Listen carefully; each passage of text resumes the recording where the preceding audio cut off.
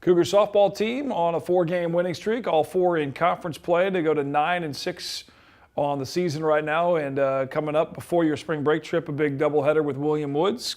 Glad it's on your own field. That helps. Yeah, it's nice, and it's supposed to be a nice day. Yeah. Normally when we play William Woods, it's a really horrible snowy or windy or rainy day, so it'll be nice that we're having good weather. Both you guys there at the top of the conference, I think kind of as expected, along with Park, and obviously meaningful games are early in the conference season.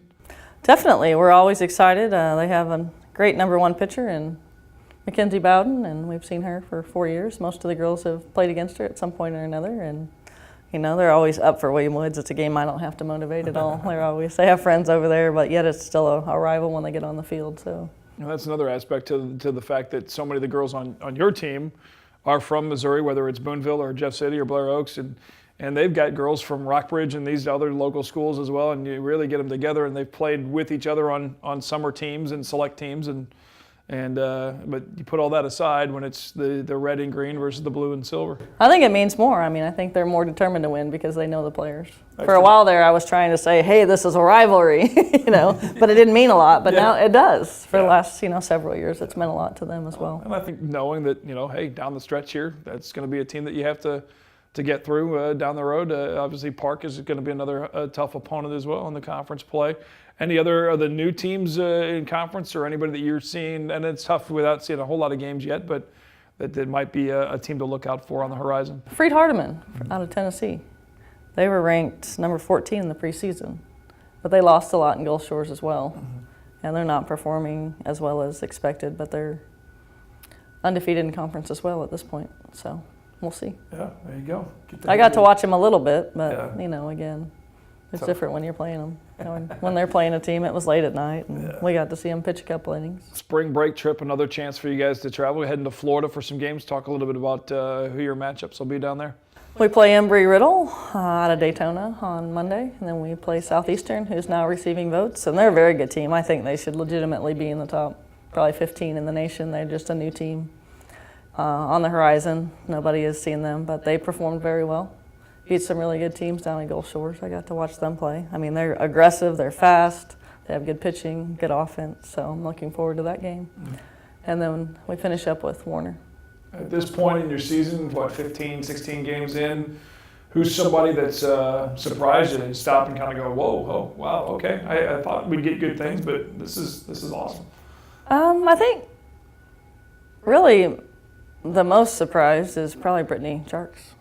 She's done a great job. She was in kind of a minimal position last year, and she asked me what she needed to do. I said, well, you're probably not going to catch. There's 2 people in front of you, so work on the outfield, but what's going to get you in the games, you're hitting. Mm-hmm. And she worked a lot on hitting, and she's done a great job. She's come through in some big clutch situations for us. Pinch hit 2 RBI game winner the other day. Yeah, she did.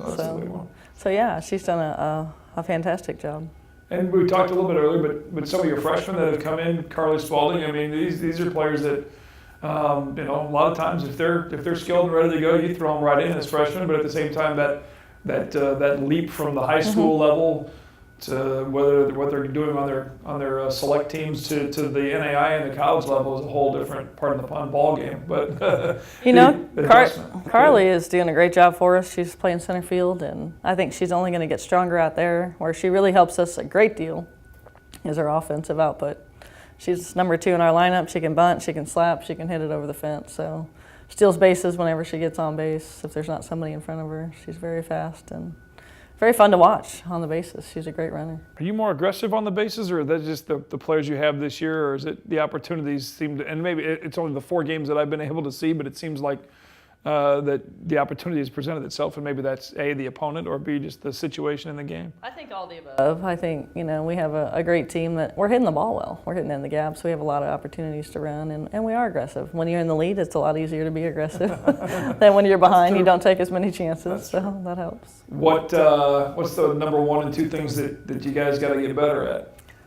For our pitching staff, we need to definitely limit walks and hit batters. We have more of those than we do strikeouts at this point, which is a very, very bad number to have.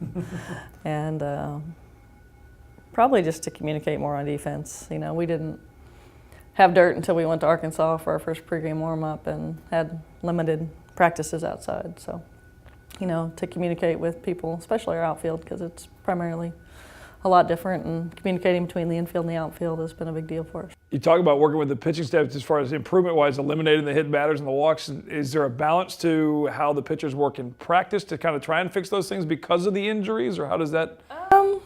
Part of it is they're not full strength and they haven't been throwing as much as they could have. But I think at this point we're past that and we're still doing it. So we've done some things in practice that means, maybe they reach a goal or they run. So I think it's helped them focus a little bit more, and so far it's been paying off in the last couple games. It ultimately comes back, nobody wants to do wind sprints. No. Doesn't We're talking sprints around the field. So a little bit more than a little sprint. Yeah, not around the infield. We're talking the full field. Well, the team has been fun to watch. Again, if you get an opportunity to watch the ladies in action, the home schedule on ColumbiaCougars.com, out at Timmy Black at the Parks and Rec fields out at Cosmo Park. And, already a handful of games into the conference season. Good luck on spring break in Florida. Thank you. Enjoy the sunshine and come back with some more wins and more conference games here in Columbia and on the road.